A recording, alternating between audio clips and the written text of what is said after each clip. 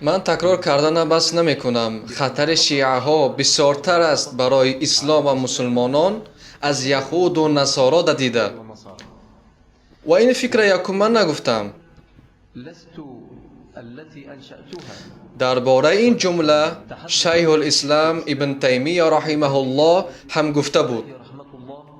وقتی که دید رافضی ها در ساحل صلیبیون و تتر و منگلاکتی جمع شد ضد اهل سنت، ويتحالفون مع التتر ضد أهل السنة و بعد این سخن را گفت الرائعة که شیعه ها و علوی ها خطرناکتر است برای اسلام و مسلمانان طبعاً على از یهود و نصارا دیده. اليهود والنصارى.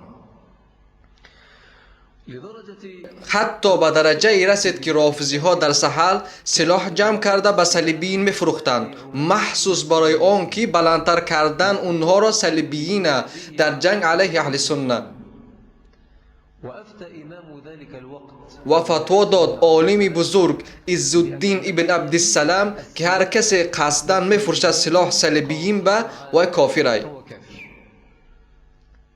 أفتى بهذه الفتوى داد همین خیل فتوا که هر کسی میفروشد بر قصد سلاح صلیبیین به و کافر است. و میدانست که یگانه شخصانی که به این کار مشغولند آنها رافضی هایند.